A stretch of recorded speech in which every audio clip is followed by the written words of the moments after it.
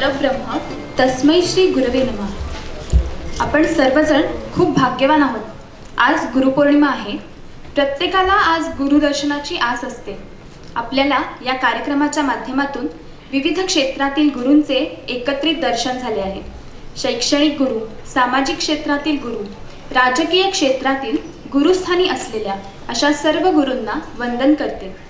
मी नीरजा देशमुख आणि मी मुक्ता देशपांडे मान्यवरांचे व सभागृहात उपस्थित सर्वांचे मनपूर्वक स्वागत करते। आजचा दिवस आपल्या संस्थेसाठी एक महत्त्वाचा दिवस आहे। शिवाजी महाराजांच्या मुद्रेत लिहिलेलेच आहे, प्रतिपंचत्र लेखेव वर्धिष्णुर विश्ववंदिता। म्हणजेच जसा चंद्रकोरीचा आकार कलेकलेने वाढत जातो, तसेच आपली ही संस्था स्वातंत्र्यापूर्वी सुरू होऊन आज एक नावाजलेली शिक्षण संस्था म्हणून जगभरात प्रसिद्ध होत आहे।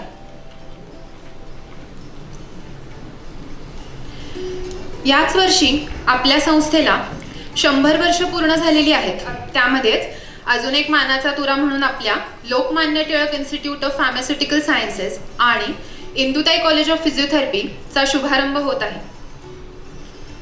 योगायोगाने आज आणखीन एक दुग्ध शर्करा योग आहे। तो म्हणजे ज्या नावाने आपले विद्यापीठ ओळखले जाते त्या महान स्वातंत्र्य सेनानी बाळ गंगाधर तथा लोकमान्य टिळकांची जयंती आहे।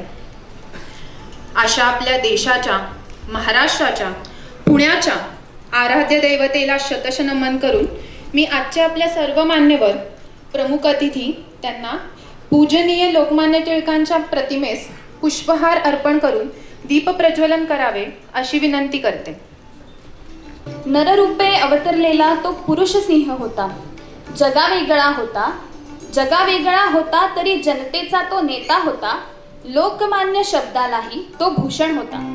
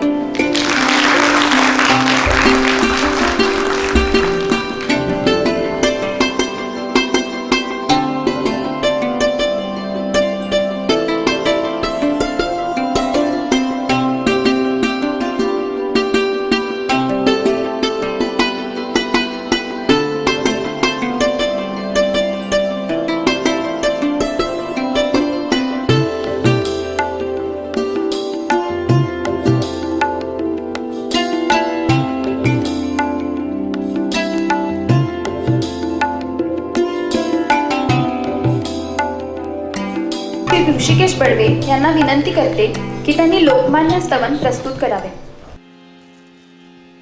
वंदन तुझ लोकमान्य टिळक भास्करा, वंदन तुझ लोकमान्य टिळक भास्करा। स्फूर्ती देई बालकास स्फूर्ती सागरा, वंदन तुझ लोकमान्य टिळक भास्करा। पारतंत्र्य गाढ तिमिर देश झोपला, पारतंत्र्य गाढ तिमिर देश झोपला। सिंहनाद केसरी करून गर्जला, जागताच देश घेत तवची आसरा। वंदन तुझ लोकमान्य टिळक भास्करा। त्याग धैर्य चातुरी न वर्णवे मला, त्याग धैर्य चातुरी न वर्णवे मला। बुद्धी वैभवास बघून लोक मोहला, शुद्ध चरित तूच राजकारणी खरा। वंदन तुझ लोकमान्य टिळक भास्करा. स्वराज्य जन्मसिद्ध हक्क आमुचा असे, स्वराज्य जन्मसिद्ध हक्क आमुचा असे. इंग्रजास सांगताच लागले पिसे, साहिल्या अनेक यातना धुरंधरा. वंदन तुझ लोकमान्य टिळक भास्करा. गीतेचे ते रहस्य स्पष्ट उकलले, गीतेचे ते रहस्य स्पष्ट उकलले. आर्यांचे मूळ स्थान तूच शोधिले. धन्य महाराष्ट्र जा सुपुत्र तू खरा. वंदन तुझ लोकमान्य टिळक भास्करा. स्फूर्ती देई बालकास स्फूर्ती सागरा. वंदन तुझ लोकमान्य टिळक भास्करा. टिळक भास्करा. टिळक भास्करा.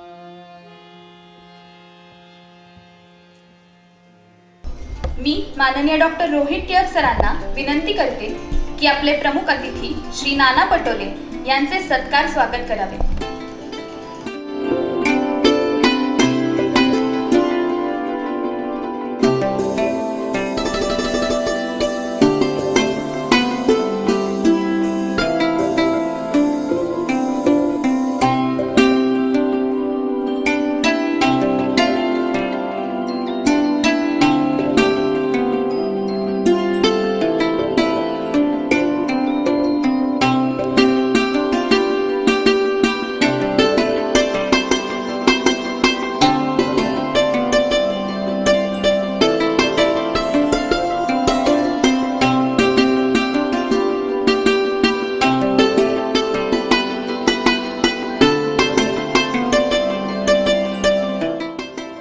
माननीय श्री अजित खाडीलकर सरांना विनंती करते की त्यांनी आपल्या संस्थेचे कुलपती व अध्यक्ष डॉक्टर दीपक टिळक यांचे सत्कार स्वागत करावे.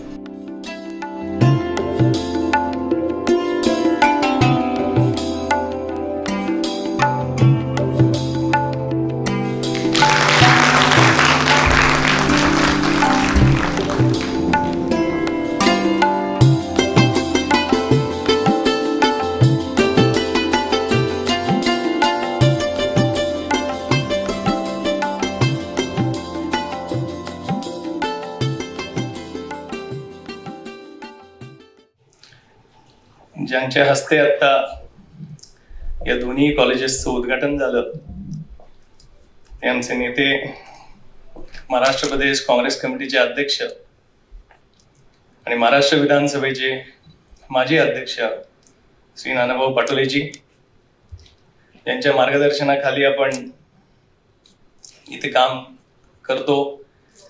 ते संस्थेचे अध्यक्ष आणि कुलपती डॉक्टर दीपक टिळकजी, संस्थेच्या chairman executive council doctor Praniti Tilak, in-charge vice chancellor doctor Geetali Tilak, registrar Abhijit जोशीजी, सेक्रेटरी श्रीयुत खाडीलकरजी,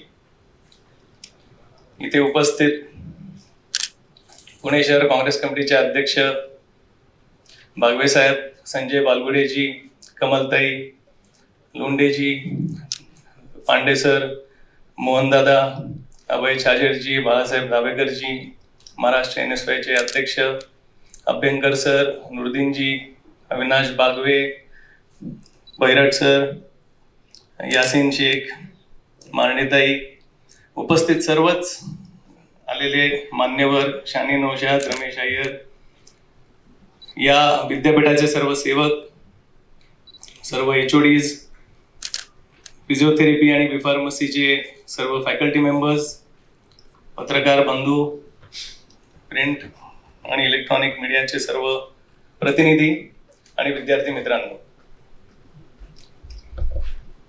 आज विद्यापीठ एकीकडे 100वे वर्ष आपलं साजरी करत असताना या 2 कॉलेजेसचं उद्घाटन आज इकडे पार पडतंय. सर्वप्रथम मी नानाभाऊंचं आपल्या सर्वांच्याच वतीने मनपूर्वक स्वागत करतो आणि त्यांचे आभार मानतो.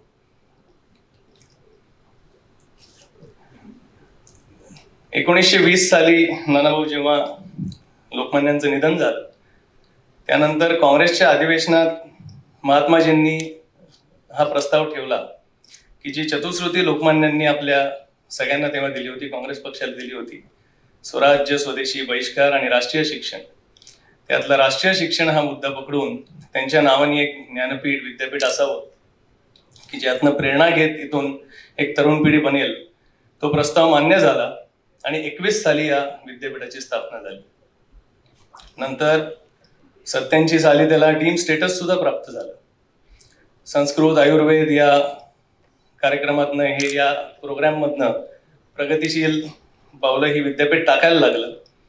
आणि मग नंतर 2004ला जेव्हा बाबा कुलगुरू झाले विद्यापीठाचे तेव्हा वेगळे प्रोफेशनल स्टडीज सुद्धा इकडे त्यांनी सुरू केलं. मास कम्युनिकेशन केलं, MSW केलं, जर्नलिझमचे प्रोग्राम्स केले, MBA, BBA, सोशल सायन्सेसचे सगळे प्रोग्राम झाले. वेगळ्या स्किल डेव्हलपमेंटचे आता प्रोग्राम्स विद्यापीठात चालतात. आणि आज आपण अलाइड मेडिकल सर्व्हिसेस पर्यंत सुद्धा आता आपण पोचलेलो आहे. आणि हे सर्व एक 10-15 वर्षाच्या काळात एकदम या विद्यापीठाला एक वेगळं रूप आलेलं आहे त्यांनी कारभार स्वीकारल्यानंतर. आज आपण बघतोय की कोविडमुळे सर्व जगच एकदम थांबून गेलं. म्हणजे कोणाला कल्पनाही नव्हती, पण 1.5-2 वर्षात आपल्याला लक्षात नाही आलं, पण फक्त भारतच नाही पण पूर्ण जगाची ऍक्टिव्हिटी ही थांबली. आणि अशा वेळेला मात्र ज्याच्यामुळे हालचाल किंवा देश चालू होता ते काहीच घटक होते की ज्यांच्यामुळे परत आपण ती व्यवस्था नावारूपाला आणण्याचा प्रयत्न करत होतो. त्यामधले एक म्हणजे आपले पोलीस अधिकारी, सर्व वर्ग, इसेन्शियल्समध्ये काम करणारे, आणि दुसरे म्हणजे डॉक्टर्स, नर्सेस, फिजिओथेरपिस्ट आणि फार्मास्युटिकल लॅबमध्ये काम करणारे सर्व. आणि यांच्यामुळे पुन्हा आपला देश आता चालू झाले. पण फिजिओथेरपी आज आपण कॉलेजचं ते ओपनिंग केलं, पण या प्रोग्रामला डिमांड ही खूप खरं तर आधीपासून होती. असं नाही की या कोविड पायीच नर्सिंग, फिजिओथेरपी किंवा B.Pharmacyला एक वेगळी काहीतरी डिमांड आली.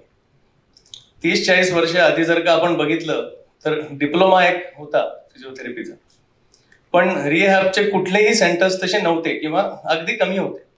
आणि तेव्हा जर का कोणाचा ऍक्सिडेंट झाला, इंजुरी झाली, तर परमनंटली लोक व्हीलचेअरवरच जायचे. आपण त्यांना उभं करूच नाही शकत, कारण हा प्रोग्राम तेवढा ऍक्सेप्ट केला गेला नव्हता. आणि त्या प्रोग्रामसाठी म्हणजे तेवढे ग्रूमिंग त्याला झालं नव्हतं. एक करिअर म्हणून या प्रोग्रामकडे बघितलं जात नव्हतं.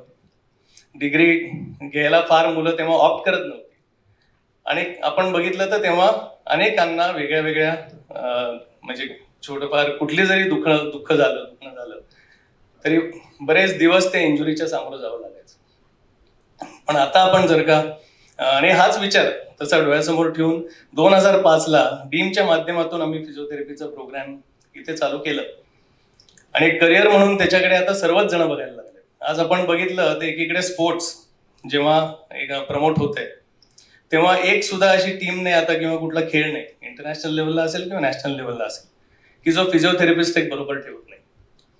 आणि त्याचबरोबर नुसतं ते नाही, कुठल्या कंपनीत धरलं तरी सुद्धा एक फिजिओथेरपिस्ट ठेवतो, कुठल्या संस्थेत धरलं तरी सुद्धा एक फिजिओथेरपिस्ट बरोबर देतो. त्यामुळे एकीकडे समाजसेवा हे या माध्यमातून सर्व विद्यार्थी किंवा फॅकल्टीज हे करतातच, पण उत्पन्नाचं सुद्धा साधन म्हणून या प्रोग्रामकडे आता बघितलं जात आहे. आणि ज्या याच्यातनं आता प्रचंड स्कोप या फिजिओथेरपी कॉलेजला आलेला आहे. आणि म्हणूनच 1-2 वर्ष आधी परत एकदा आम्हाला वाटलं की अजून एक 60ची MUHSच्या अंडर एक फिजिओथेरपीची बॅच इथे चालू करावी. कोविड पायी मागच्या वर्षी त्याचं उद्घाटन करता आलं नाही, पण आज तुमच्या हस्ते त्याचं उद्घाटन होत आहे, त्यांचा आम्हाला मनपूर्वक आनंद आहे.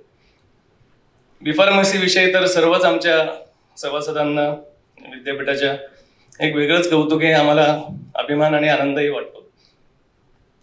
97 साली जेव्हा प्लेगची लाट आली होती तेव्हा सुद्धा हजारो लाखोच्या संख्येने तेव्हा मृत्युमुखी पडली. खूप आधीपासून लोकमान्यांचं अवेअरनेस तेव्हा चालू होतं. ते खूप बऱ्याच केसरी आर्टिकलच्या माध्यमातून की कचरा टाकू नका घरात, उंदीर येणार नाही, असं ते अवेअरनेस प्रोग्राम चालू होता. पण तेव्हा दुर्दैवाने प्लेगची लाट ही फार भयानक ही पुणे शहरात होती. हॅपकिन्स म्हणून जी संस्था आहे तिथे लोकमान्य जाऊन त्यावेळेला हे औषध साधारण कसं बनतं, काय असतं, हे जाऊन सगळं तिकडे बघून आले. पुण्यात आल्यावर परत अवेअरनेस त्यांनी चालू केला त्या माध्यमातून की अशी लॅबोरेटरी ही पुण्यात सुद्धा पाहिजे, का होत नाही, इकडे सुद्धा शिक्षण प्रशिक्षण त्याचं दिलं का नाही जात. आणि त्या भूमिकेतनं प्लेगच्याही आधी 8 वर्ष म्हणजे साधारण 1889 साली त्यांच्या प्रेरणेतनं इम्पेरियल बॅक्टेरिओलॉजिकल लॅबोरेटरीची स्थापना ही पुण्यात झाली, हा इतिहास आहे. आणि तेव्हा जागा कमी पडेल असं वाटलं या लॅबसाठी, म्हणून पेटिट म्हणून एक गृहस्थ होते की ज्यांनी स्वतःची 4 एकर आणि 32 गुंठे जागा ही या कार्यक्रमाकरता त्यांनी दिली.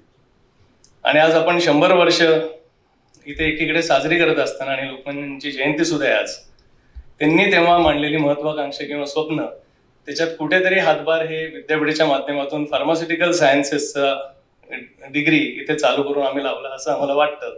आणि त्यामुळे त्याचा सुद्धा मनपूर्वक आम्हाला अभिमानी वाटतो आणि आनंद सुद्धा आहे आज. आणि अजूनही एक आनंद आहे की या सर्व प्रोग्रामचा किंवा या दोन्ही कॉलेजेसचं उद्घाटन ज्यांच्या हस्ते झालंय ते एक तरुणांसाठी लढणारे नानाभाऊ पाटोलेजी. अनेक वेळेला तरुण किंवा युवकांचे विषयी भाषणं करणारे अनेक नेते असतात, पण त्यांना पूर्ण प्रोत्साहन देऊन आणि पूर्ण त्याच्या मागे उभं राहणं आणि ताकद देणं हे मात्र नानाभाऊ हे कायम करत आले. आणि मी त्याचा स्वतः एक साक्षीदार आहे. नानाभाऊंना आठवत असेल की मला माहित नाही, मी NSYचा राज्याचा अध्यक्ष झालो 2003ला. निवडणुका होत्या आणि झाल्या लगेचच राज्याचं अधिवेशन घ्यायचं असं ठरलं. आता अजून कुठे घेणार, कारण विदर्भात तसं बाकी फिरायचं काय तेव्हा वेळ आली नव्हती आधी कधी. पुणे शहरात घ्यायचं ठरवलं आणि आता तिथे सगळ्या भरून मुलांना बोलवायचं म्हणून विदर्भात चा दौरा आखला.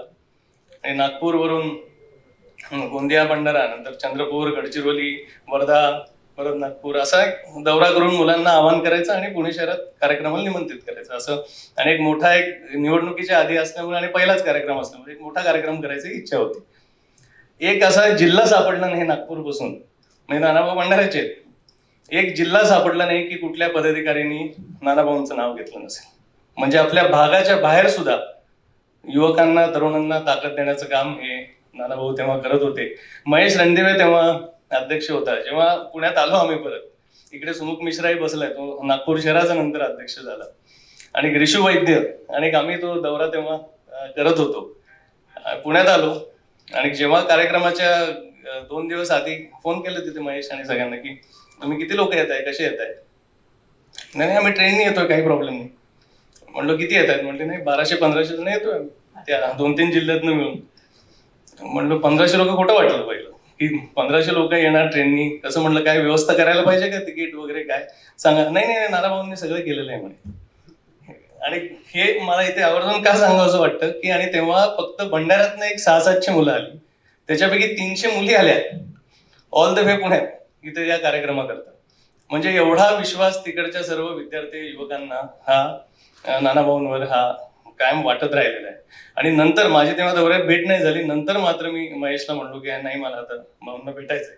तेव्हा ते विदर्भात नव्हते, मुंबईत होते. मग आमदार निवासाला जाऊन त्यांना भेटलो आणि तेव्हा सुद्धा त्यांचे तेच शब्द होते, नाही काही लागलं तरी सांग, कुठलेही प्रश्न असतील ते सांग. तेव्हा जर मला इथे आवर्जून उल्लेख का केला तर डॉक्टर्सचाच एक कुठला तरी प्रश्न आम्ही घेऊन गेलो होतो, एक शिष्टमंडळ आलं होतं. आणि तेव्हा नानाभाऊंनी विलासरावांना फोन केला होता. नंतर ते मुख्यमंत्री झाले निवडणुकीनंतर आणि त्यांनी तो प्रश्न तिथे मांडला होता आणि नाशिक अधिवेशनात त्या प्रश्नावर बऱ्यापैकी चर्चा झाली होती आणि तो मार्गी सुद्धा लागला होता. असं सर्व विद्यार्थ्यांकरता झटणारा, युवकांकरता झटणारा एक नेता आपल्याला या दोन्ही कॉलेजेसच्या ओपनिंगला इथे मिळाला आहे. निश्चितपणे आम्ही सर्वांच्या वतीने आपल्याला धन्यवाद देतो की आपण वेळ काढून इथे आलात. मी सर्व फॅकल्टीज, या दोन्ही कॉलेजेसचे प्रिन्सिपल, कोऑर्डिनेटर्स, रजिस्ट्रार त्यांचं सुद्धा अभिनंदन करू इच्छितो की आज कोविडचा एक मोठं संकट असताना देखील जेव्हा जेव्हा नियम उघडले तेव्हा आपल्या जीवाची पर्वा न करता मात्र नर्सिंग असेल, बीपीटी असेल, फार्मसीचे हे सर्व विद्यार्थी आणि सर्व विद्यार्थी नाही पण फॅकल्टी मेंबर्स इकडे येऊन त्यांचं ऑनलाईन क्लासेस घेत आहेत. एक नवीन पिढी घडवायला पूर्णपणे प्रयत्नशील आहेत आणि खरोखर हे सुद्धा म्हणजे या दोन्ही कॉलेजेसच्या उभारणीत म्हणजे टीम नंतर परत MUHS चा सुद्धा अजून एक प्रोग्राम करण्यात यांचा फार मोठा सहभाग आहे आणि त्यांचा पूर्ण सपोर्ट पाहिजे आम्ही सगळेजण हे नवीन कॉलेजेसची सुरुवात करू शकलो. मी याआधी इथे काय बोलत नाही, एवढंच या निमित्ताने सांगतो की इथे घडलेला प्रत्येक विद्यार्थी हा समाजाकरता आपल्याला झोकून देईल आणि देशात फक्त नाही पण जगात आपला काहीतरी नावाचा नवीन ठसा उमटवेल एवढंच या निमित्ताने इथे इच्छा व्यक्त करतो आणि थांबतो. धन्यवाद.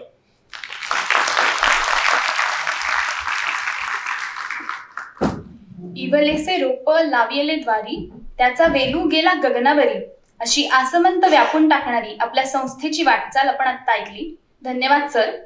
आता मी डॉक्टर प्रणती मॅडमना विनंती करते की त्यांनी ट्रस्टच्या वतीने आपल्या Lokmanya Tilak institute of pharmaceutical sciences आणि इंदुताई कॉलेज ऑफ फिजिओथेरपी या महाविद्यालयांबद्दल थोडक्यात माहिती सांगावी.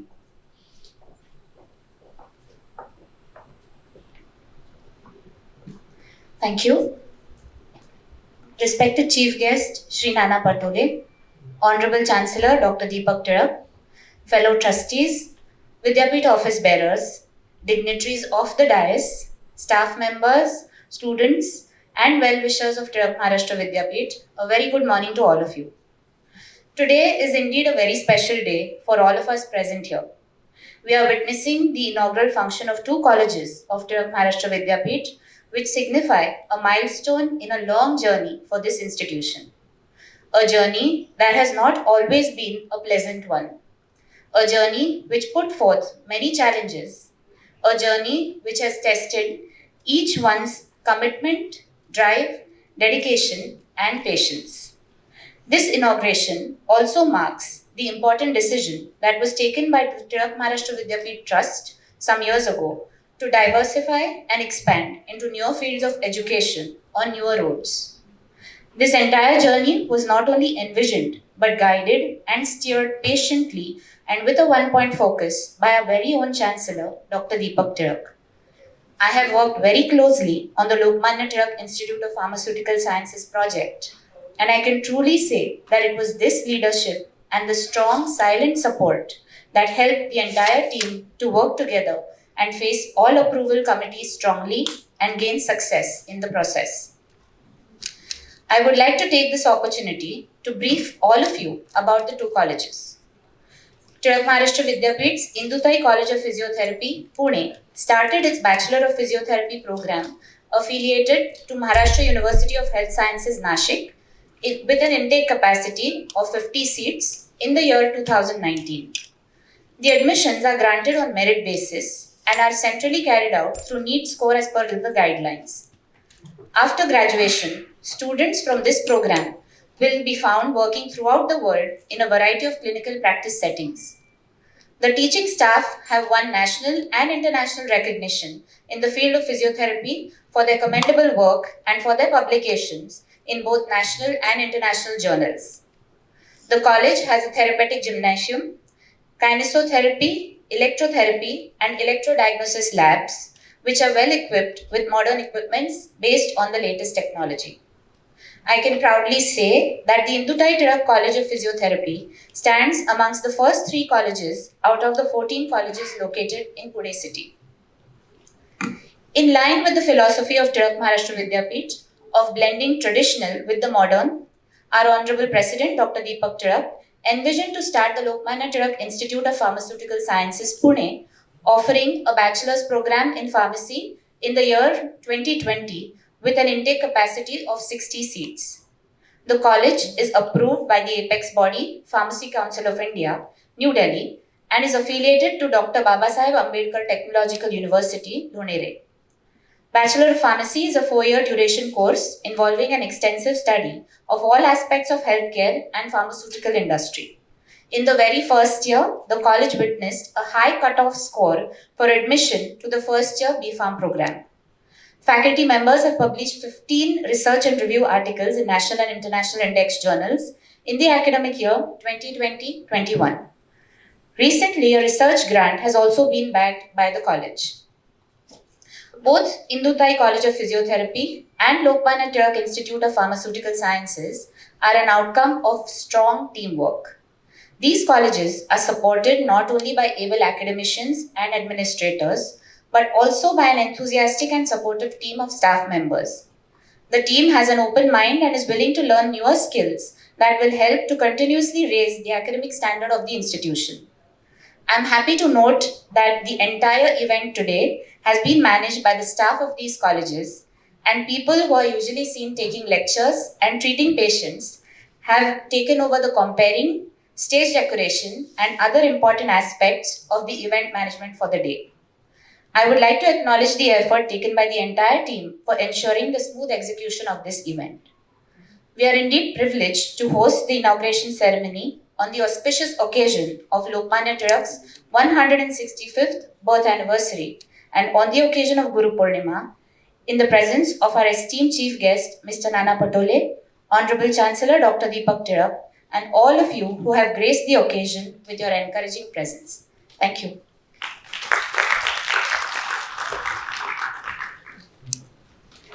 धन्यवाद madam.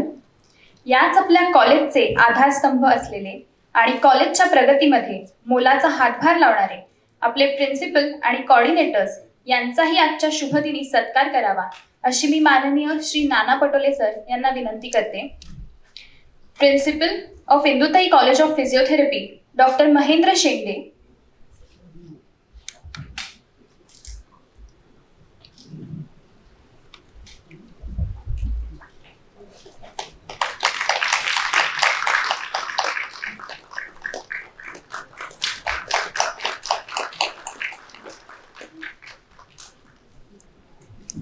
Principal of Lokmanya Tilak institute of pharmaceutical sciences doctor Meenakshi Deodhar,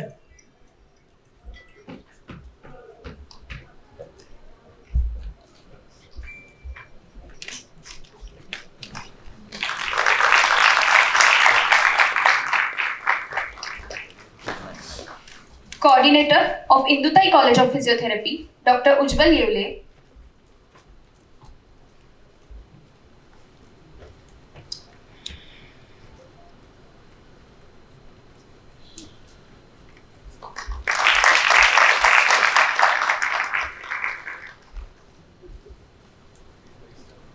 registrar of Lokmanya Tilak institute of pharmaceutical sciences doctor Meera Deshmukh,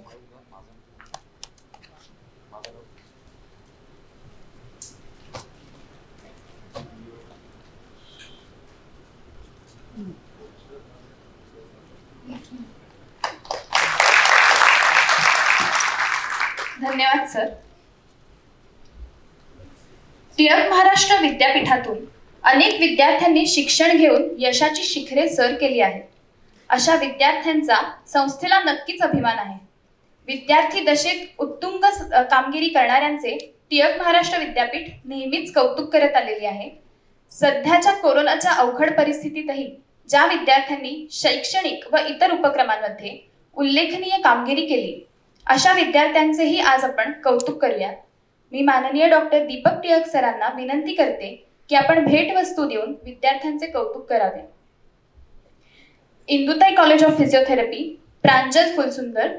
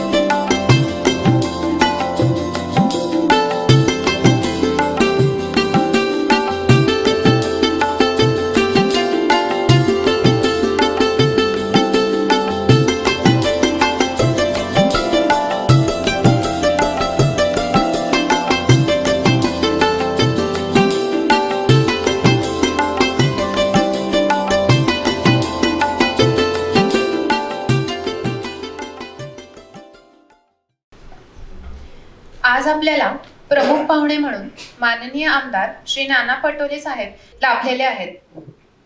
Shri Nanasaheb Phalgunrao Patole हे भारतीय काँग्रेस पक्षाचे सदस्य व फेब्रुवारी 2021 पासून महाराष्ट्र काँग्रेस कमिटीचे अध्यक्ष म्हणून काम करत आहेत.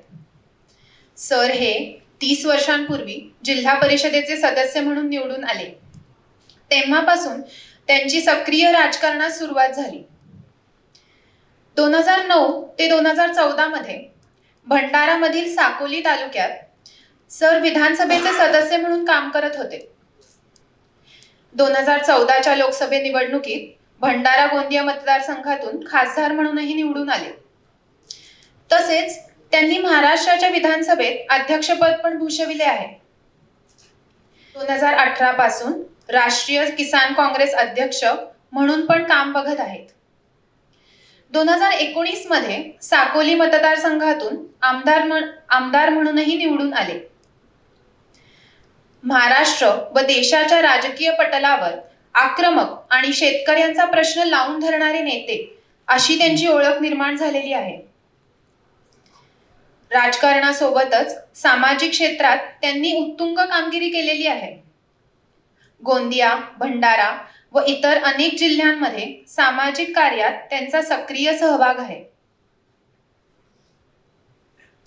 असे हे सर्वसामान्यांसाठी लढणारे व्यक्तिमत्व आज आपल्याला प्रमुख पाहुणे म्हणून लाभले याचा आम्हाला खूप आनंद होतो. मी माननीय नानासाहेब पटोले यांना विनंती करते की त्यांनी आपले मनोगत व्यक्त करावे.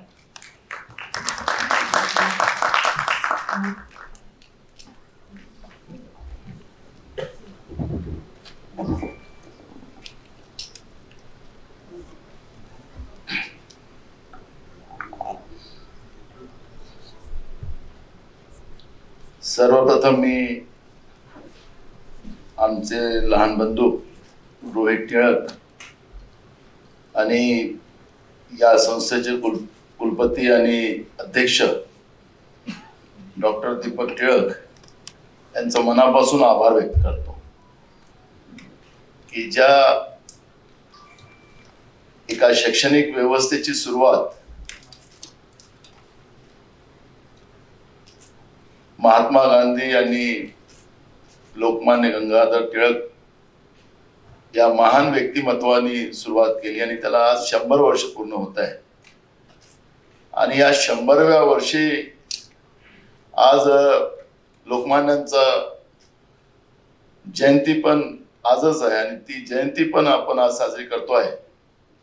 आणि अशा ऐतिहासिक दिवशी मला आपण सगळ्यांनी आठवण केली आणि 2 फॅकल्टीज आज पुन्हा आपण या संस्थेमध्ये सुरुवात करतो आहे आणि त्याचं इनॉग्रेशन माझ्या हाताने, त्याचं उद्घाटन आपण माझ्या हाताने ठेवलं.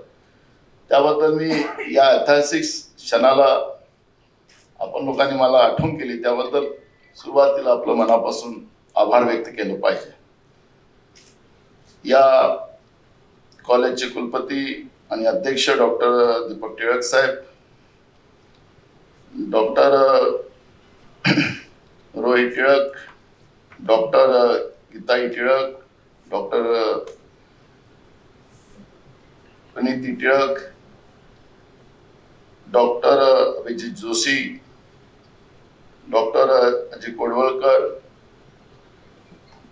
आमच्यासोबत आलेले अखिल भारतीय किसान काँग्रेसचे उपाध्यक्ष श्याम पांडेजी, आमचे महाराष्ट्र प्रदेशचे प्रवक्ते अतुल लोंढेजी, आदरणीय मोहनदादा जोशी, अभय छाजरजी, आमच्या पुणे शहराचे काँग्रेसचे अध्यक्ष रमेश बागवेजी, आमच्या ज्येष्ठ नेत्या कमलताई वारे, आदरणीय संजय बालगुडे, आमचे एनएसएचे प्रदेशचे अध्यक्ष अमीर शेख, सन्माननीय बाळासाहेब दाभेकर, दत्ता भैरट, आमच्या मारणेताई आणि उपस्थित असलेली या कॉलेजचे सगळे प्राध्यापक आणि विद्यार्थी आणि सगळे आमचे पत्रकार मित्र. खरं तर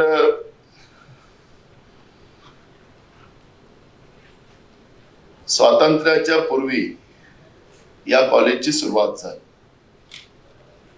तो काळ, ती विपरीत परिस्थिती आपण लक्षात घेतली तर खऱ्या अर्थानं अंगावर काटे उभे होतील अशी परिस्थिती त्या काळात होती.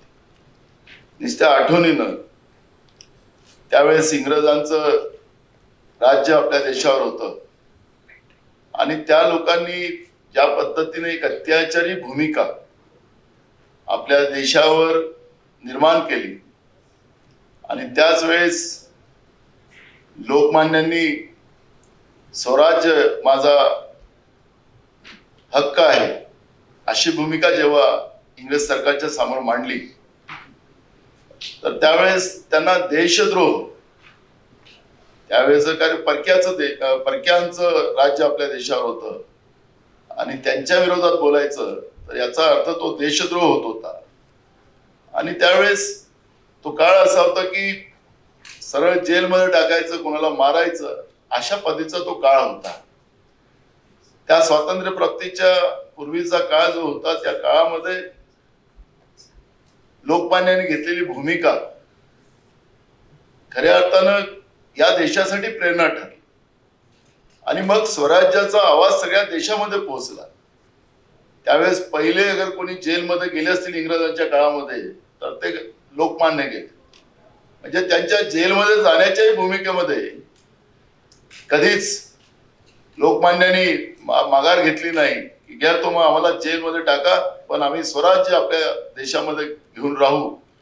आणि मग जवळपास 7 वर्ष 18 महिने म्हणजे 7 वर्षच्या पलीकडे त्या काळात लोकमान्य एकदा 6 वर्ष आणि एकदा जवळपास 18 महिने अशा पद्धतीचा कालावधी लोकमान्यांनी जेलमध्ये घालवला. ज्यावेळेस जेलमधून ते निघाले त्यावेळेसही तुम्ही त्यावेळेची परिस्थिती एकदम ते वीक झाली पण आल्यानंतरही ते शांत बसले नाही. स्वराज्याची लढाई लोकमान्यांनी सातत्याने ठेवली. त्याचा उल्लेख मगाशी रोहितने केशरीचा उल्लेख या ठिकाणी केला. 2 पेपर त्यावेळेस लोकमान्यांनी काढलीत. केशरी हा मराठीत होता आणि मराठा हा एक अजून एक पेपर होता तो इंग्रजीत होता. आणि अशा त्यावेळेस तर केशरीच्या माध्यमातून लोकमान्याची लेखणी चालायची तर त्यावेळेस त्यांची मशीन जप्त केली जात होती, त्यांच्यावर कारवाई केली जात होती. अशी परिस्थिती त्यावेळेस होती कारण की परकीय होते. पण आज आपण पाहतोय की 100 वर्ष या सगळ्या गोष्टीला आता आपण 165वी जयंती लोकमान्यांची आज साजरी करायला आपण एकत्रित आलेला आहोत. आणि एक मोठा कालावधी आज लोटला. आपण स्वतंत्र भारतामध्ये जे लोकमान्यांनी स्वप्न बघितलं होतं ते स्वराज्य, आज आपल्या देशाच्या लोकांना स्वराज्य मिळालं. डॉक्टर बाबासाहेब आंबेडकरांनी संविधान दिलं आणि व्यक्ती स्वातंत्र्य, प्रायव्हेसी अशा मनुष्य जीवनाला जगण्यासाठी स्वाभिमानानं ही व्यवस्था संविधानामध्ये डॉक्टर बाबासाहेब आंबेडकरांनी निर्माण केली. आज आपण पाहतोय की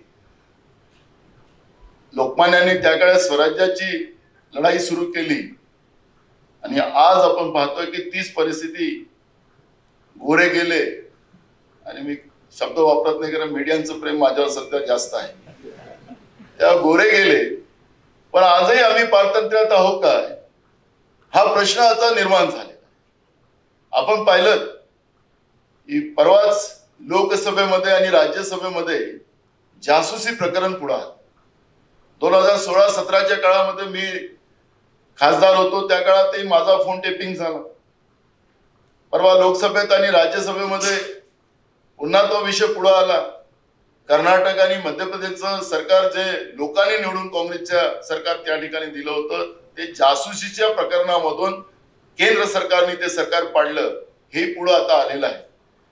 देशामध्ये 300च्या वर लोकांचे म्हणजे मग जजेस असतील, पत्रकार असतील, राजकीय लोक असतील, अधिकारी असतील यांचे फोन टेपिंग करून घेतले. त्या सगळ्या गोष्टी पुढे आल्या. पण अजूनही केंद्र सरकार त्याच्यावर बोलायला पण तयार आहे. आपण कालही राज्याचे राज्यपाल महोदयांना निवेदन दिलं की याचं माननीय सुप्रीम कोर्टाच्या सिटिंग जजच्या माध्यमातून याची चौकशी व्हावी अशी मागणी आपण काँग्रेसच्या वतीनं राज्यातच नाही तर देशभरामध्ये सुरू झालेली आहे. कारण की जी प्रायव्हसी आम्हाला आहे, प्रत्येकाला जगण्याचा अधिकार.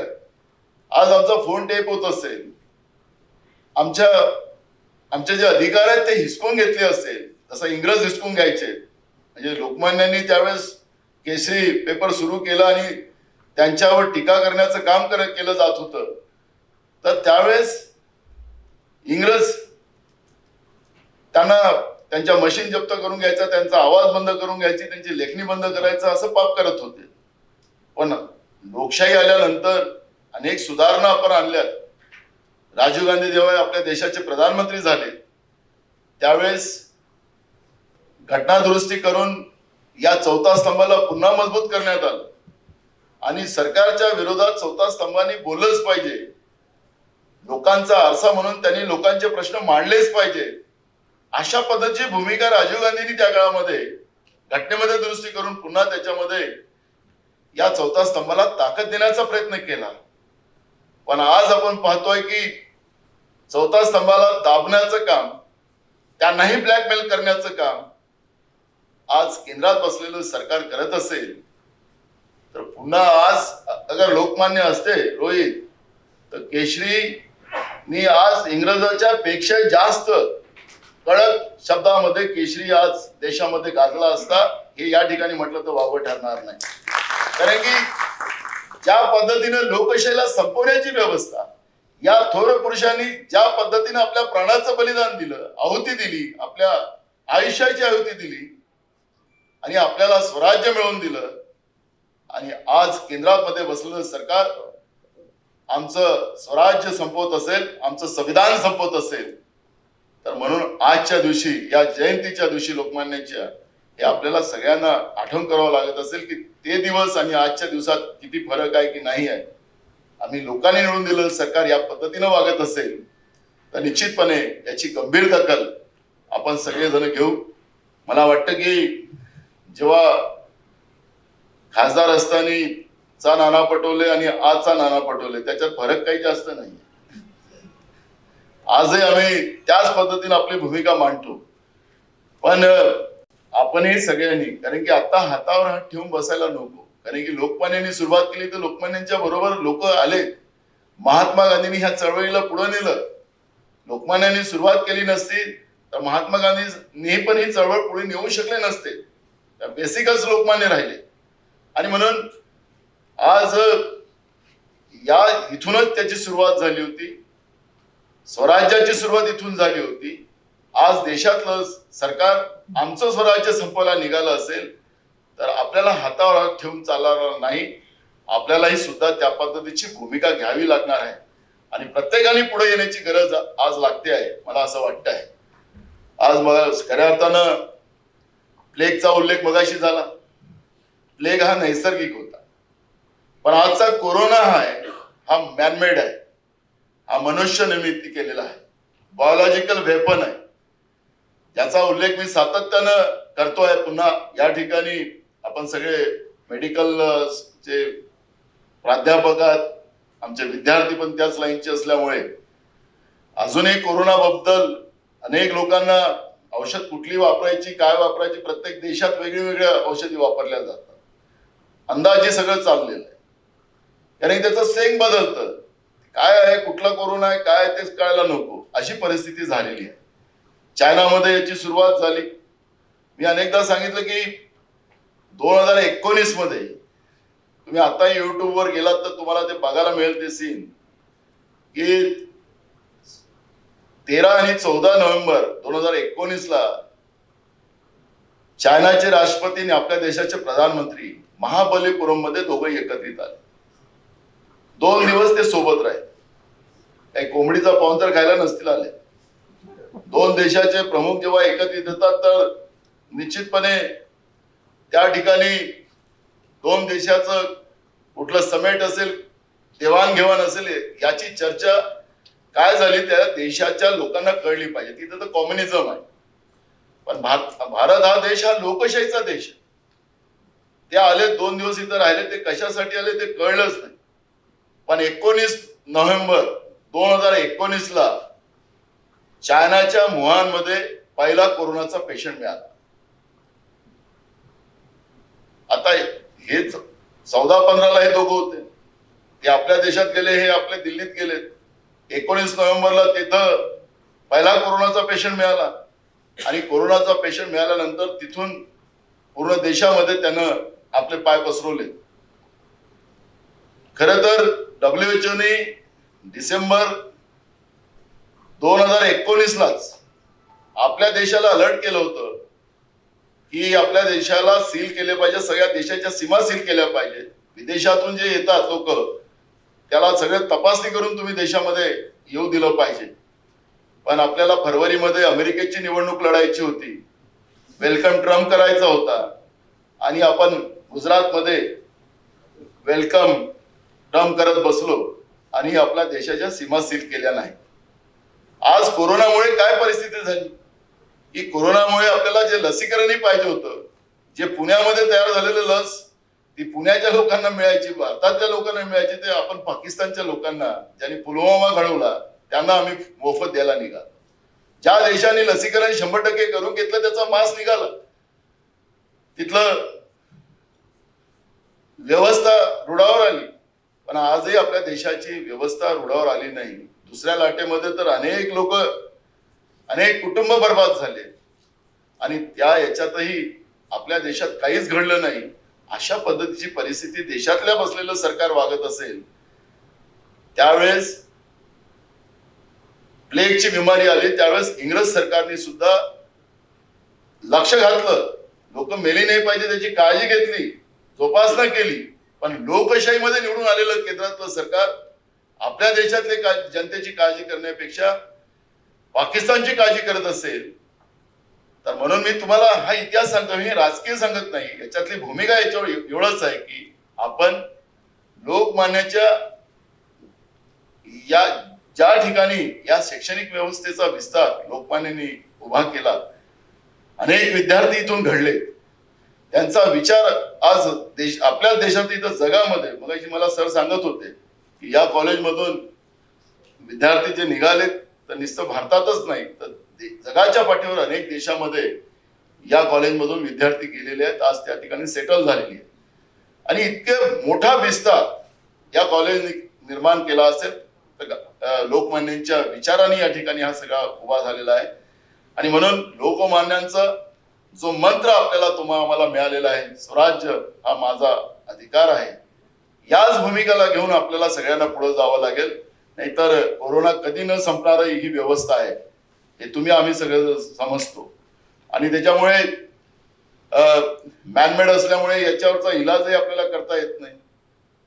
त्याच्या जे काही अंदाजे आपण जी काही औषध वापरतो, मला एक गोष्ट तुम्हाला सांगतो की रूसमध्ये या कोरोनाने जे पेशंट दगावला, कारण की कोरोनाचा पेशंट दगावला की त्याला हात लावायचा नाही, त्याचं पोस्टमॉर्टम करायचं नाही, हे आपल्याला नियम आहे WHO. म्हणून आपण त्याला पॅक करतो आणि त्याला सरळ पाठवतो. पण रूसमध्ये या पेशंटचं, मेलेल्या त्या रुग्णाचं, त्याचा पोस्टमॉर्टम त्यांनी केलं आणि त्यांनी त्याच्यातलं शोध घेतला की बाबा कशामुळे मरतो, कोरोना काय आहे त्याच्यातलं. तर त्यांनी त्याच्यातला शोध असा घेतला की कोरोना झाल्यानंतर आपलं हे ब्लड जे आहे ते जाड होतं आणि त्याच्यामुळे श्वासोश्वास घ्यायला त्रास होतो आणि म्हणून त्याच्यामुळे मृत्यू होतो आणि मग आपला फुफ्फुसही त्याच्यामध्ये त्याचं वर्किंग कमी होतं. अशा पद्धतीचा शोध घेतला आणि मग डिस्प्रिनच्या गोळ्या द्यायला सुरुवात केल्या त्यांनी, ताप, सर्दी आणि रक्त पातळ करायला. तर रूसमध्ये त्याचा फायदा झाला. म्हणजे प्रत्येक लोक आपल्या आपल्या पद्धतीनं औषध उपचार करतात, अजूनही त्याला पाहिजे त्या पद्धतीचा उपचार होऊ शकत नाही, अशी परिस्थिती आज आहे. मला सांगायचं तात्पर्य असं आहे की कोरोनासारख्या आजारामध्ये आज देश बर्बाद झाला. गेल्या 9 महिन्यापासून शेतकरी आंदोलन करते, त्याच्याकडे कोणाचं लक्ष राहिलं नाही. बेरोजगार मोठ्या प्रमाणात बेरोजगार होत चालला, आपला GDP रोज झपाट्यानं खाली पडत चालला, देश बर्बाद होत चालला. ही कष्टाने आणि मेहनतीने उभा केलेला, मग लोकमान्यांनी असतील, डॉक्टर बाबासाहेब आंबेडकर असतील, महात्मा गांधी असतील, महात्मा ज्योतिबा फुले असतील, अनेक लोक याच्यात या स्वराज्यामध्ये त्यांचा सहभाग आहे आणि त्यांच्या कष्टाने उभा झालेला हा देश आज आमच्या डोळ्याला देखत समजा बर्बाद होत असेल तर याला कोणीही मान्यता देऊ शकत नाही. आणि म्हणून ज्याप्रमाणे लोकमान्यांनी उठाव केला तोच आज उठाव करण्याची गरज या देशामध्ये तुमची आमची सगळ्यांची आहे. एवढं मी तुम्हाला या ठिकाणी सांगेल. कारण की आखरी आम्ही शिकलोय, सगळं काही केलंय, इथं नवीन नवीन फॅकल्टी आणल्याच, पण माणसाला जगायचीच व्यवस्था नसेल तर मरणं बरं, त्याला उपचारच कोण करणार? या सगळ्या गोष्टी निर्माण होणार आहेत. आज फार वाईट परिस्थिती. आज मी तुम्हाला सांगतो, मी असंख्य कुटुंबात, कारण मी लहान माणूस आहे, दुसऱ्यांच्या मनाने मी म्हटलं ना, लहानाला कोणी बोलायचंच नसतं. मी लहान माणूस आहे म्हणून मी गरिबामध्ये राहतो, शेतकऱ्यांमध्ये राहतो. तर या कोरोनामध्ये ज्या कुटुंबाचं समजा आजारी कोणी पडला असेल आणि त्याचे 2 लाख किंवा 5 लाख खर्च झाले असेल, ते कुटुंबच उभं होऊ शकत नाही. त्याच्यासाठी 2 लाख 5 लाख रुपये फार मोठे असतात. मी लहान असल्यामुळे मला ते माहित आहे. आता मोठ्या लोकांना कुठं माहित आहे? मी तुम्हाला सांगतो की उठू शकत नाही. फार लोक त्यांच्या जीवनातून उठलेली आहेत, अशी परिस्थिती या देशात निर्माण झालेली आहे. आणि मला वाटतं की केशरीची लेखणी पुन्हा अजून तळपली पाहिजे. प्रांजळपणे समाजाचे आणि देशाच्या हिताचं त्या ठिकाणी त्या लेखणीच्या माध्यमातून वास्तव्य पुन्हा केंद्रामध्ये बसलेल्या सरकारचं समोर आलं पाहिजे. आणि ज्याप्रमाणे लोकमान्यांनी तो उठाव केला होता, स्वराज्य माझा अधिकार आहे, तीच भूमिका घेऊन आता पुढे जाण्याची ही वेळ आहे. आणि म्हणून मला आनंद याच्यासाठी झाला की आजच्या या दिवशी मला या ठिकाणी बोलावून मला आपल्या ह्या सगळ्या संस्थेची सगळे ज्या फॅकल्टीज आहेत त्या बघण्याची संधी आपण दिली. एकदम व्यवस्थित लोकमान्यांना अपेक्षित असलेल्या, महात्मा गांधीला अपेक्षित असलेल्या या संस्थेची ठेवण डॉक्टर दीपक टिळक साहेब, ते या संस्थेचे अध्यक्ष आहे, आणि त्यांच्या सगळ्या चमूनी त्यांना अपेक्षित असलेली ही व्यवस्था या ठिकाणी कायम ठेवली. त्याबद्दल मी आपल्या सगळ्यांचं मनापासून धन्यवाद करतो आणि आपले 2 शब्द पूर्ण करतो. धन्यवाद. धन्यवाद सर. आपले मोलाचे मार्गदर्शन आज उपस्थितांना भारावून गेले. आपल्या शुभेच्छा आणि आशीर्वाद असेच नियमित आमच्या सोबत राहो ही सदिच्छा करते. आता मी माननीय डॉक्टर दीपक टिळक सरांचा थोडक्यात परिचय करून देते. डॉक्टर दीपक टिळक हे आपल्या कार्यकर्तृत्वाने सर्वांना परिचित आहेतच. आपल्यासाठी तर ते आपल्यातलेच आहेत. त्यांच्या नित्य मार्गदर्शनाखाली संस्थेचा झालेला विकास आपण बघत आहोतच. असे हे डॉक्टर दीपक टिळक हे स्वातंत्र्य सेनानी लोकमान्य बाळ गंगाधर टिळक यांचे पणतू आणि कैलासवासी श्री जयंतराव टिळक आणि कैलासवासी श्रीमती इंदुताई टिळक यांचे सुपुत्र आहेत. कौटुंबिक पार्श्वभूमीमुळे लहानपणापासूनच त्यांना सामाजिक कार्याची आवड निर्माण झाली. पत्रकारिता हे त्यांचे तज्ज्ञ क्षेत्र. या व्यतिरिक्त मॅनेजमेंट क्षेत्रात रस असल्याने त्यांनी पुणे युनिव्हर्सिटीमधून MBA आणि PhD इन मॅनेजमेंट अशी पदवी प्राप्त केली. डॉक्टर दीपक टिळक हे पुण्यातील स्वातंत्र्यपूर्व काळात स्थापन झालेल्या विविध प्रतिष्ठित संस्थांशी संलग्न आहेत. ते सध्या केसरी मराठा ट्रस्ट, लोकमान्य टिळक स्मारक ट्रस्ट, अनाथ हिंदू महिलाश्रम, वेदशास्त्रोत्तेजक सभा व श्री शिवाजी मंदिर ट्रस्ट या संस्थांमध्ये अध्यक्ष व व्यवस्थापकीय विश्वस्त म्हणून जबाबदारी सांभाळत आहेत. सरांचा अनेक पुरस्कार देऊन सन्मान करण्यात आलेला आहे. उल्लेख करायचा झालाच तर पुरुषोत्तम पुरस्कार, सुशील सोशल फोरम, आचार्य अत्रे पुरस्कार आणि नुकताच डिसेंबर 2020 मध्ये जपानच्या परराष्ट्र व्यवहार मंत्री यांनी भारतात जपानी भाषा शिक्षणाचा प्रसार केल्याबद्दल सरांना पुरस्कार प्रदान केला. डॉक्टर दीपक टिळक हे पुणे जुडो असोसिएशनचे सचिव आहेत. त्यांनी जुडोमध्ये ब्लॅक बेल्ट मिळवून हजारो मुलामुलींना जुडोचे प्रशिक्षणही दिलेले आहे. जुडो, कराटे आणि सेल्फ डिफेन्स या विषयांवर त्यांचे लेखनही आहे. त्याचबरोबर Lokmanya Bal Gangadhar Tilak, maker of modern India, तसेच इंदू किरण, लोकमान्यांचे कायदेशीर लढे, लोकमान्य टिळक आणि प्रसार माध्यमे आणि ओरिगामी भाग 5 अशी पुस्तके देखील प्रकाशित केलेली आहेत. मी माननीय डॉक्टर दीपक टिळक सरांना विनंती करते की त्यांनी आपले मनोगत व्यक्त करावे.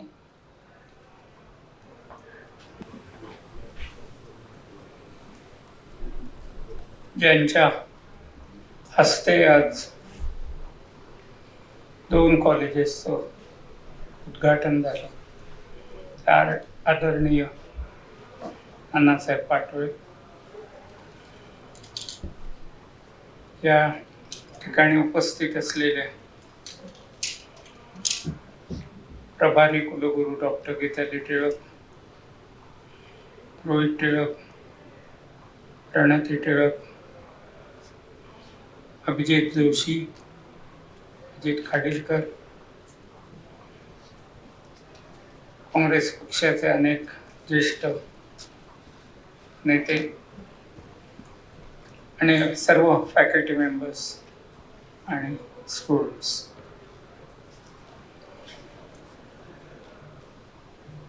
टिळक महाराष्ट्र विद्यापीठाला 100 वर्ष झाली. त्यावेळी खरं म्हटलं तर खूप मोठा कार्यक्रम घ्यावा असं तेव्हापासून ठरलं. परंतु तो काळच असा होता की ज्यावेळी करोनाची नुकतीच सुरुवात झाली. त्याच्यामुळे 1 ऑगस्टला लोकमान्यांना 100 वर्ष झाली पुण्यतिथीची स्मृती शताब्दीची. त्यावेळेलाही आम्ही काही करू शकलो नाही. पुढे विद्यापीठाची 100 वर्ष होती, त्यावेळेलाही करू शकलो नाही. मग शेवटी असं ठरवलं की टप्प्याटप्प्याने थोडे लोक असं करून कुठेतरी आपण सुरुवात करावी. या विद्यापीठाचा इतिहास हा खूप मोठा असा इतिहास. 100 वर्ष ही सहज झालेली अशी नाही. सुरुवातीच्या काळात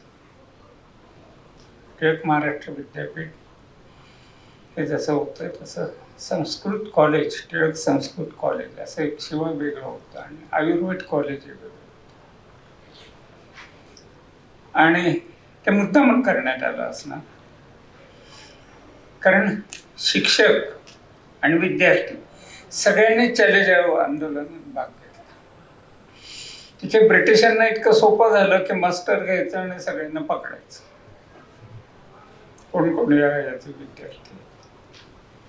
पण टिळक महाराष्ट्र विद्यापीठ वाचलं, कारण तिथे काही प्रत्यक्षात शिकवलं जात नसे. त्यावेळेला परीक्षा घेत असे. जवळजवळ 33 कॉलेजेस आणि विदर्भातली खूप मोठ्या प्रमाणावर कॉलेजेस या विद्यापीठाशी संलग्नित होती. जे काही राष्ट्रीय शिक्षण असं आपण म्हणतो, लोकमान्यांच्या चतुसूत्रीतील, ज्याला स्वराज्य, स्वदेशी, बहिष्कार आणि राष्ट्रीय शिक्षण, हे राष्ट्रीय शिक्षण म्हणजे काय याच्याबाबत खरं म्हटलं तर खूप वेळेला लोकांना माहिती नसते. लोकमान्यांनी फार सोप्या शब्दात सांगितलं की ज्या शिक्षणामुळे माणसाचं पोट भरेल किंवा या देशाची प्रगती होईल ते म्हणजे राष्ट्रीय शिक्षण. ब्रिटिशांचं जे काही या ठिकाणी शिक्षण होतं ते इथे क्लार्क बनवण्याकरता त्यांना जे काही क्लार्क लागायचे, सगळं गाडा चालवायला, तेवढ्यापुरतं शिक्षण होतं. बाकी काही तंत्रज्ञान नव्हतं. आणि जे काही होतं आपल्याजवळ तंत्रज्ञान तेही नाहीसं करण्यात आलं. कारखाने नव्हते, साधे खडू आपण बनवू शकत नव्हतो. सगळ्या गोष्टी इम्पोर्ट कराव्या लागायच्या. मी तर कित्येक वेळा ॲनालिसिस करताना असं म्हणतो की खरा स्वातंत्र्याचा लढा नव्हताच, हा आर्थिक लढा होता. औद्योगिकरण झालं होतं, तिथे मशिनरी त्यांनी शोधली होती प्रचंड प्रमाणात, ते प्रोडक्शन होत होतं. हे प्रोडक्शन विकायचं कुठे? ते विकायला हक्काची बाजारपेठ आपल्याला पाहिजे. आपण म्हणू तसे नियम, म्हणू तसे कर आणि म्हणू तसा फायदा, त्याच्या इथून कच्चा माल न्यायचा, पक्का बनवायचा आणि भारतात आणि आजूबाजूच्या सगळ्या वसाहतीत विकायचा. याच्यातून इतकी प्रचंड लूट झाली की स्किल्स तर गेलीच, उद्योगधंदे बंद पडले आणि शिवाय दुष्काळ आणि हे सगळे भाग होतेच. त्याच्यामुळे काहीच व्यवसाय हा राहिला. एवढ्या टोकाची भूमिका या सगळ्या घ्यायची कारण काय होतं? अनेक वेळेला शब्द वापरला जातो. काल एका ठिकाणी असंच एकाने पुस्तकात वापरला म्हणून मी त्याला मग उत्तर दिलं की आपण स्वराज्याचं सुराज्य करायला पाहिजे. लोकमान्यांनी असं म्हटलंय की स्वराज्याची तहान सुराज्याने भागत नाही. पोपटासारखं असतं, अगदी सोन्याचा पोपट, सोन्याचा पिंजरा आणि त्यात पोपट ठेवला, खायला घातलं, त्याला काय करावं लागत नाही. स्वराज्य आहे त्याच्या दृष्टीने. पण जोपर्यंत त्याच्याकडे स्वातंत्र्यता नाही, त्याला बाहेर फिरायची मोकळीक नाही, ते सुख हे त्याला मिळू शकत नाही. आणि त्याच्यामुळे स्वातंत्र्याचा विचार हा सतत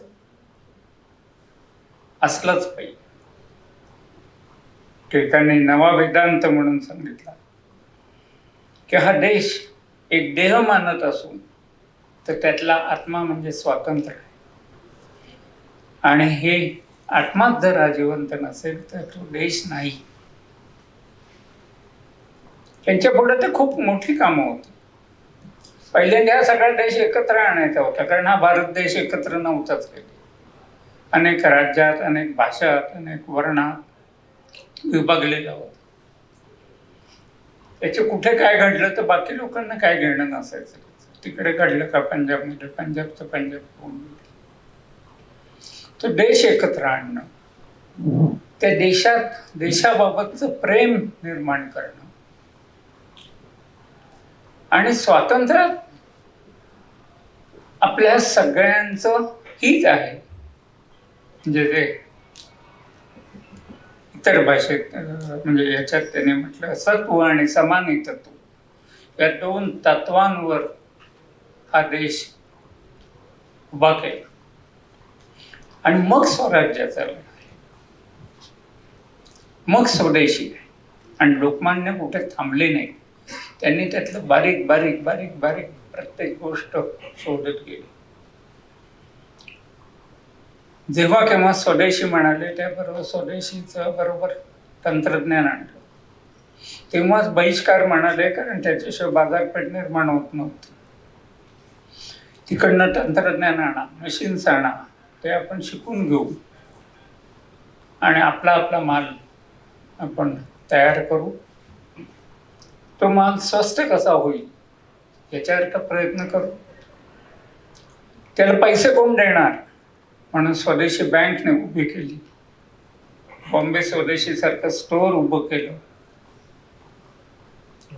असं चौफेर विचार हा लोकमान्यांचा प्रत्येक चळवळीत असेल आणि तसं तो त्यांनी केला. मगाशी रोहितने थोडंसं याच्याबाबत सांगितलं, प्लेग.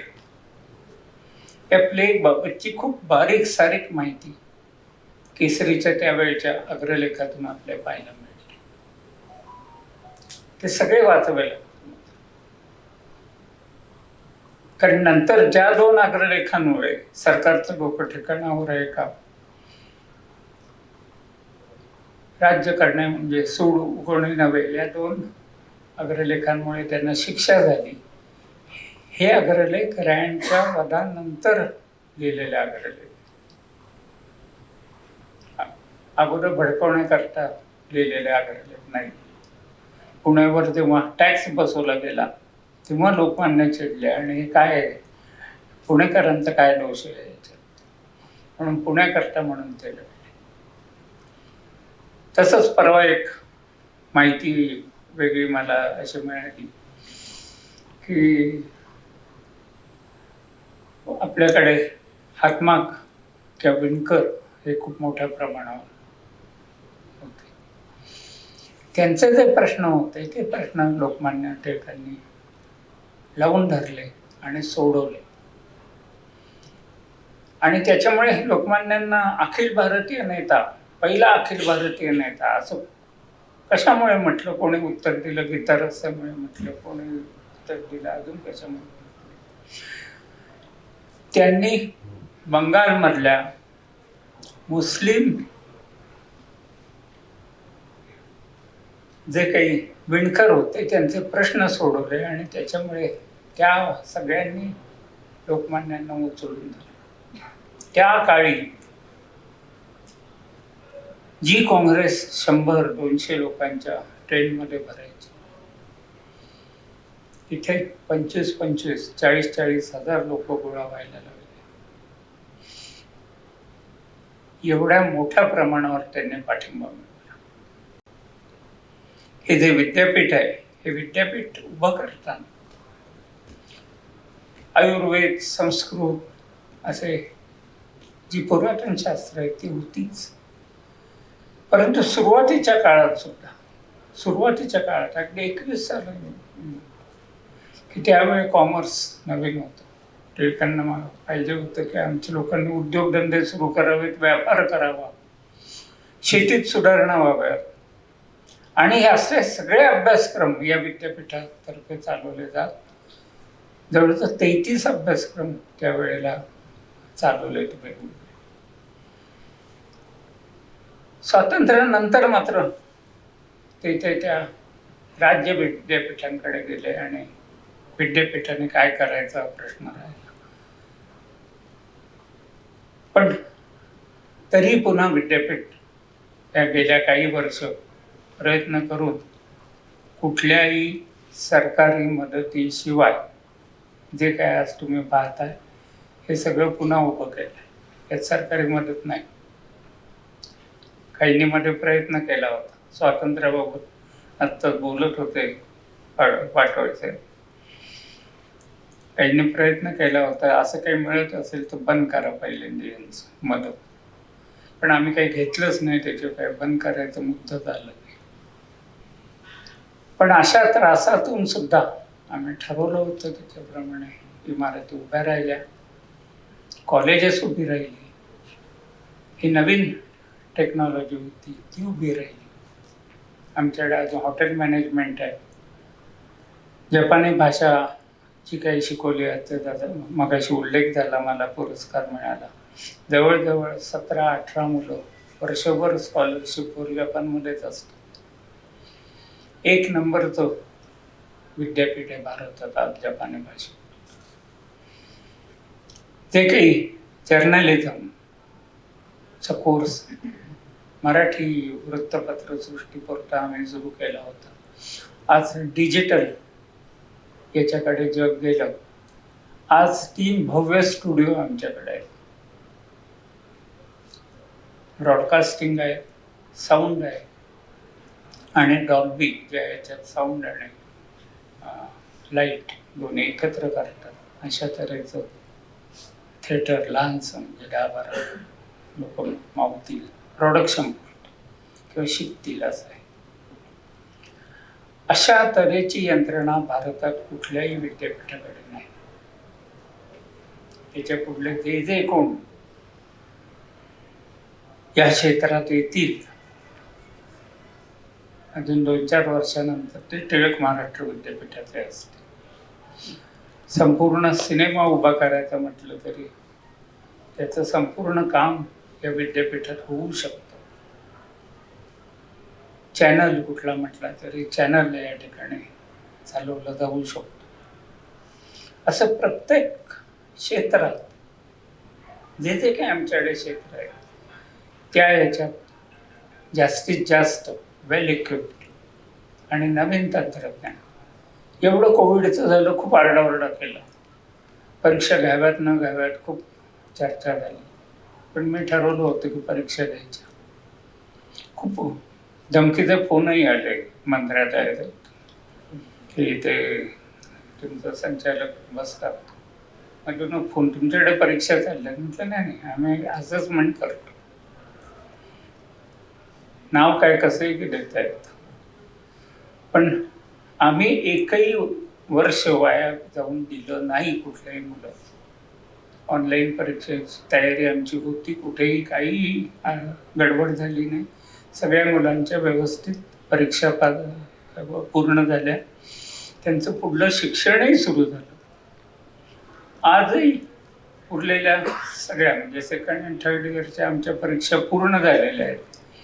आता बाकीच्यांचे रिझल्ट लागत नाही, त्याच्यामुळे प्रवेश प्रक्रिया आमची सुरू करता येत नाही की मुलं येणार, पास झाल्याशिवाय येणार कशी आणि आम्ही त्यांना प्रवेश देणार कसं. कुठेही जर तंत्रज्ञान आता हे जे काही आलंय याच्या पुढल्या काळात असंच राहील, खूप बदल होतील असं मला स्वतःला वाटतं. आज कुठलंही आपल्याला एखादं येत नाही, पण आपल्या नातवंडाच्या हातात फोन दिला तर पटापट त्याच्यावरून पाहिजे ते डाउनलोड करून पाहिजे ते शिकतो. प्रत्येकाला घ्यावा लागला, त्यांना काय परवडत होता? प्रत्येकाने काही ना काहीतरी घेतलं, कारण त्या मुलांना शिकवायचं होतं. त्यांचं शिक्षण थांबलंय, 2-2 वर्ष घरी आहेत आणि तिथून पुढे येणार आहेत, तिथून पुढे ते कधी लिहिणार आहेत, कॉन्सन्ट्रेट करणार आहेत, खूप प्रश्न आहेत. पण त्यातून पुन्हा आपल्याला उभं राहायचं. त्याच्यामुळे आज खूप चांगल्या तऱ्हेने एक आनंददायी वातावरण, उत्साहाचं वातावरण नाना पाटोले यांनी परत या ठिकाणी सुरू केलं. 2 कॉलेजेस आपली सुरू झाली. मुंबईतही आपण काही भाग केलेला आहे, तिथेही 2 कॉलेजेस, फिजिओथेरपी आणि फार्मसी याचीच 2 कॉलेजेस आहेत. सोलापूरला नर्सिंगचं कॉलेज आपलं चांगलं चालू आहे. मुलांना शिकायला पाहिजे,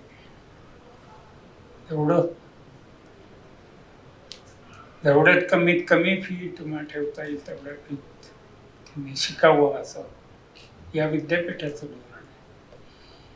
आणि त्या धोरणानुसार आम्ही शिकवतो, जास्तीत जास्त चांगलं शिक्षण देतो.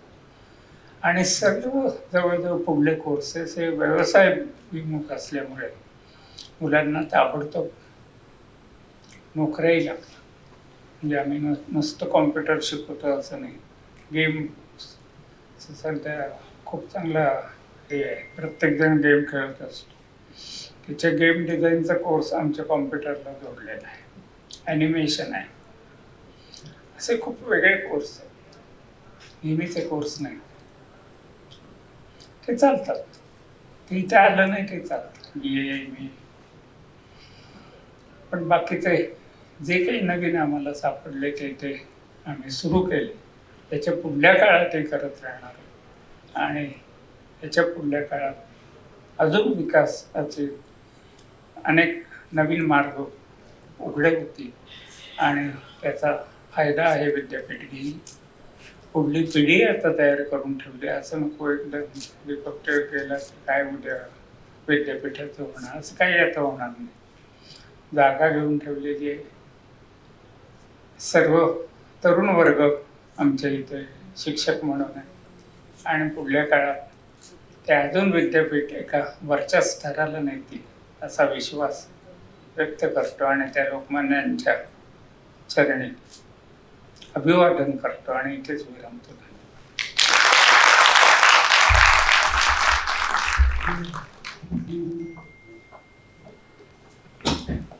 धन्यवाद सर. आज Lokmanya Tilak institute of pharmaceutical sciences आणि इंदुताई कॉलेज ऑफ फिजिओथेरपी या महाविद्यालयांच्या उद्घाटन प्रसंगी आपण उपस्थितांना मार्गदर्शन केले, याबद्दल पुन्हा एकदा धन्यवाद. यानंतर मी जान्हवी अत्रे यांना आभार प्रदर्शनासाठी आमंत्रित करते.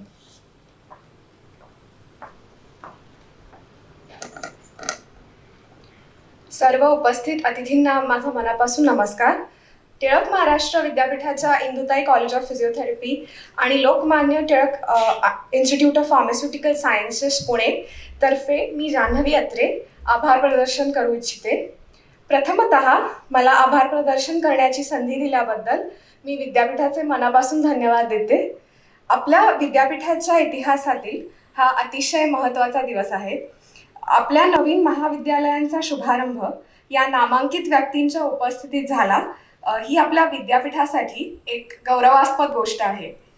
टिळक महाराष्ट्र विद्यापीठाच्या वतीने मी आजचे आपले प्रमुख पाहुणे माननीय आमदार श्री नाना पटोले सर, प्रदेशाध्यक्ष महाराष्ट्र प्रदेश काँग्रेस कमिटी यांचे मनापासून आभार मानते की त्यांनी आपल्या व्यस्त वेळापत्रकातून बहुमूल्य वेळ देऊन कॉलेजचे उद्घाटन केले व या कार्यक्रमाची शोभा वाढवली. त्यांनी दिलेल्या प्रोत्साहनाने असेच चांगले काम पुढे चालू ठेवू याची आम्ही त्यांना ग्वाही देतो. त्याचबरोबर विद्यापीठाचे अध्यक्ष आणि कुलपती डॉक्टर दीपक टिळक सर यांचा मार्गदर्शनाचा हात सतत आमच्या पाठीवर असतो. त्यांच्या अध्यक्षतेखाली आजचा हा कार्यक्रम यशस्वीरित्या संपन्न झाला. उपाध्यक्ष डॉक्टर रोहित टिळक सर, विद्यापीठाच्या अध्यक्ष कार्यकारी मंडळ डॉक्टर प्रणिती टिळक मॅडम आणि प्रभारी कुलगुरू डॉक्टर गीताली टिळक मॅडम यांच्या हरहुन्नरी मार्गदर्शनामुळे आम्हाला नेहमीच प्रोत्साहन मिळते व चांगले काम करण्यासाठी उत्साह वाढतो. त्यांचे मनापासून आभार. विद्यापीठाचे registrar doctor Abhijit Joshi sir, सचिव श्री अजित खाडीलकर सरांचा सहभाग व मार्गदर्शनाबद्दल त्यांचे मनापासून आभार मानते. विद्यापीठाचे काम सर्वांपर्यंत पोचावे यासाठी सर्व वृत्त विभाग व मीडिया विभाग सतत कार्यरत असतो. त्यांचे मी मनापासून आभार मानते. मी या कार्यक्रमाची आयोजन समिती, सर्व शिक्षक व शिक्षकेतर विभाग व विद्यार्थी यांना धन्यवाद देऊ इच्छिते. शेवटी पुन्हा एकदा महाराष्ट्र राज्य काँग्रेस कमिटी प्रमुख, उपस्थित सर्व पदाध्यक्ष व विद्यापीठाचे प्राध्यापक यांचे आभार मानते. हा कार्यक्रम यशस्वी केल्याबद्दल आपणा सर्वांचे मनापासून पुन्हा एकदा धन्यवाद.